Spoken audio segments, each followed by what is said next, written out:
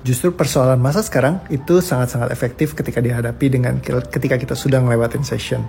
Karena kalau misalkan enggak, biasanya kita punya beban emosinya sendiri yang intens banget, yang bikin kita jadi gampang meledak-ledak. Nah, jadi kalau misalkan, apalagi kalau tadi nih ditanyain masalahin suami, kalau misalkan persoalan suami, istri, itu kan pasti banyak banget dinamikanya ya, ketemu terus setiap hari.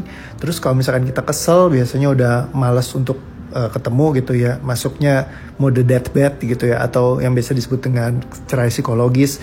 Walaupun datang barengan satu rumah, ya status ada suami istri, tapi kelakuan udah kayak anjing sama kucing misalnya, tiap hari ribut, mulu berantem. Nah, itu yang saya alamin dulu ya. Nah, ketika bisa ngeberesin beban-beban mentalnya, itu bikin kita hubungannya jadi lebih enak gitu. Banyak saya yang bantuin untuk case-case seperti ini. Jadi kalau ditanya buat yang real time saat ini lagi berurusan gimana, justru ini sangat membantu sekali. Kalau pengen rumah tangganya lebih oke, lebih happy, pengen benar-benar diperbaiki, ya mungkin justru sesi-sesi seperti inilah yang Anda butuhkan gitu ya.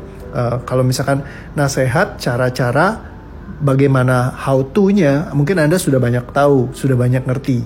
Tapi bagaimana untuk memfasilitasi mentalnya, beban emosi yang ada untuk dihilangkan dari dalam tubuh fisik Anda.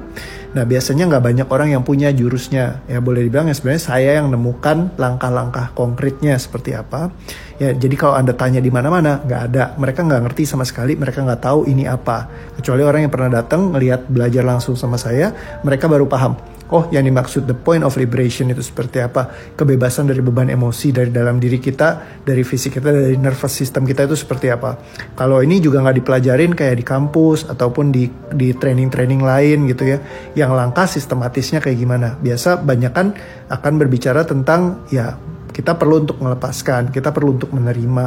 Tapi nggak ada langkah-langkah tepatnya secara konkret itu seperti apa. Ibarat kalau bicara peta itu banyak gitu ya. Tapi kalau misalkan petanya kita punya, tapi kita nggak punya kendaraan buat ke sana, ya sama aja bohong. Jadi kita cuma jadi koleksi peta doang. Nah, sama kayak misalkan kalau kitanya nggak ada yang bantu nge-guide buat nyampe di titik tujuan, akan sangat sulit buat kita lakukan sendiri. Nah, jadi kalau misalkan udah belajar banyak teori, banyak teknik-teknik, tapi kalau misalkan dirinya masih dalam hati belum siap untuk mengaplikasikannya, kayak masih lebih gampang marah-marah, ngegas, gampang meledak-meledak, nah berarti Anda perlu untuk difasilitasin untuk ngebuang dulu beban yang ada dalam diri. Ketika beban mentalnya, beban emosinya udah hilang, baru kita bicara strategi.